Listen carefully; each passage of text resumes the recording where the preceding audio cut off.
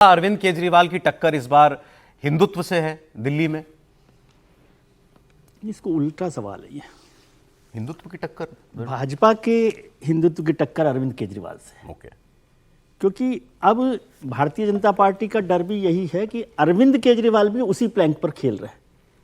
वो हनुमान मंदिर जाते हैं, वो पुजारियों और ग्रंथियों को पैसा दे रहे हैं, सम्मान दे रहे हैं, नोट पे लक्ष्मी की फोटो छापने की बात। हाँ, तो वो जो है हिंदू प्लैंक पर खेल रहे हैं, ये उनकी दुविधा है।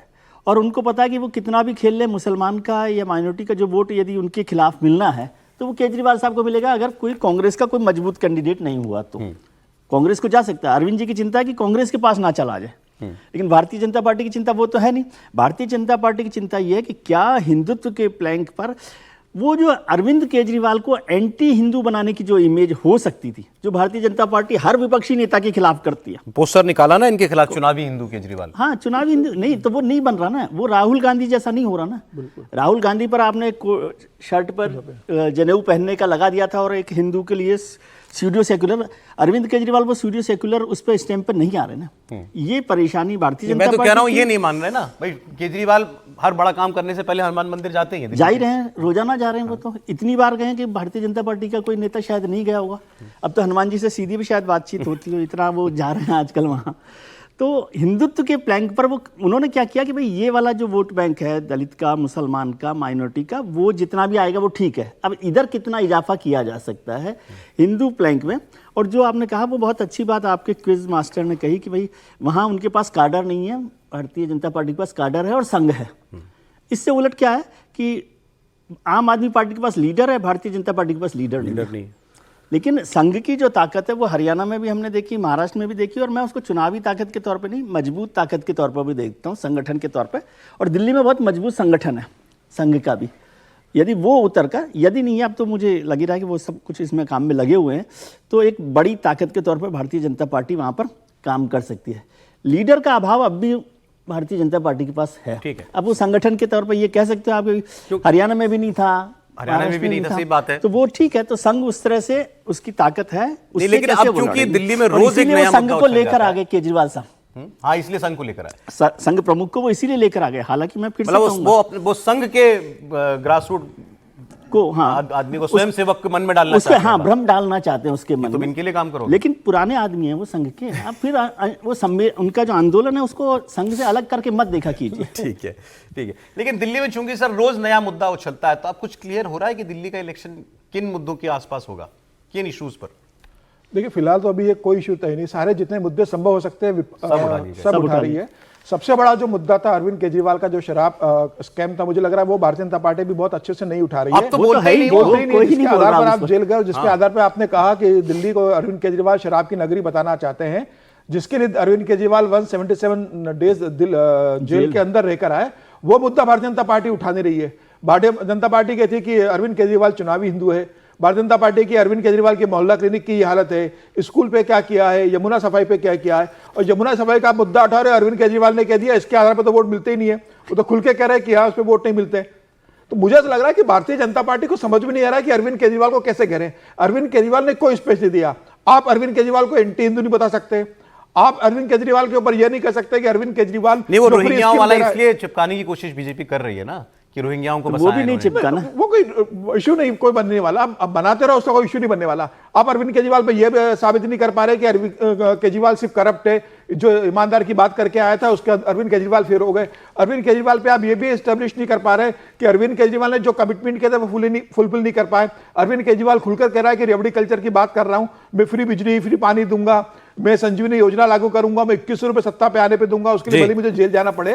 तो भारतीय जनता पार्टी को समझ में है कि अरविंद केजरीवाल किन योजनाओं का विरोध करे और अरविंद केजरीवाल के खिलाफ कौन सा नैरेटिव। देखिए, संघ तो हमेशा काम करता है। क्या 2020 में संघ ने काम नहीं किया था? क्या संघ का ऐसा नहीं कि आज काम करेगा अगले साल नहीं करेगा। अगर आप विधानसभा चुनाव की आप बात करें तो महाराष्ट्र में संघ ने काम किया, हरियाणा में काम किया, तो क्या झारखंड में संघ ने काम नहीं किया था? क्या कि हम झारखंड में नहीं काम करेंगे?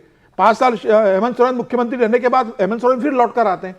तो मुझे लग रहा है कि सिर्फ ये कह देना कि संघ काम करेगा तो भारतीय जनता पार्टी जीत जाएगी, ये ठीक नहीं है। संघ अपना काम करता है, लेकिन आपके पास उसके साथ चेहरा होना चाहिए। उसकी जो सरकार में है उसकी एंटी इनकम्बेंसी होना चाहिए और आपके पास कोई नैरेटिव होना चाहिए। उसके बाद संघ के स्वयंसेवक जब इस तरह पर काम करता है। 2000 पहले के भी संघ पहले काम करता था। मैं आपको नागपुर का 10 उदाहरण साल देता का हूं। मुख्यमंत्री, 10 साल की एंटी इनकम्बेंसी, जेल में हो ही आया। अब आपको और क्या चाहिए वो उसके खिलाफ माहौल बनाने के लिए? उसके लेकिन खिलाफ वो माहौल केजरीवाल वाला के खिलाफ नहीं माहौल बन बन रहा नहीं ना। पा रहा ना वो। वो आपसे माहौल एक ही उम्मीद है कि सहमत अगर नहीं हूं। कांग्रेस बहुत मजबूती से अगर लड़ लेती है, जो 2015 और 2020 में कांग्रेस ने लड़ी है, अगर कांग्रेस जिस तरीके से लड़ रही है तीखे रूप से केजरीवाल के साथ, ठीक है। अगर ये कंटिन्यू रहा तो अरविंद केजरीवाल को सबसे बड़ा डर यही है कि कांग्रेस अगर वोट लेगी तो भारतीय जनता पार्टी का तो तब भी 35-36% का वोट केजरीवाल अनपॉपुलर हो गई, ये तो नहीं, ये नहीं कहा जाएगा ना। नहीं। अरे नहीं भाई, केजरीवाल ही अनपॉपुलर है। आप वहीं से शुरू कीजिए, तब ना कांग्रेस मजबूत हो रही है। और ये अगर मगर क्यों लगा रहे हैं? कांग्रेस क्या करे? अब राहुल जी नहीं आ रहे, राहुल जी छुट्टी पे चले जाते, तो उसमें संदीप दीक्षित, अजय माकन, रागिनी नायक, अलका लांबा, ये बेचारे क्या करें? ये तो पूरी ताकत लगा रहे हैं। आप देखिए ना, देवेंद्र यादव ने पदयात्रा की, दिल्ली में घूम घूम कर सब कुछ ये लोग करें। इनकी दिक्कत ये है कि इनको केजरीवाल का साथी मान लिया गया है। कांग्रेस की दिक्कत ये नहीं, राहुल गांधी साथी हैं केजरीवाल के। देवेंद्र यादव की इनकी दिल्ली की यात्रा में आए राहुल गांधी? मैं बार नहीं बार आए। कह रहा हूं कि राहुल गांधी ने अगर मदद नहीं की तो केजरीवाल सत्ता से बाहर जा रहे हैं। राहुल गांधी की मदद मिल गई तो केजरीवाल हो सकता है 35 से 40 सीट के बीच में सिमट कर लेकिन सत्ता पा जाए। इससे ज्यादा नहीं होने वाला है। और आप पता नहीं, मैं समझ नहीं पा रहा हूं कि डिबेट किस तरफ जा रही।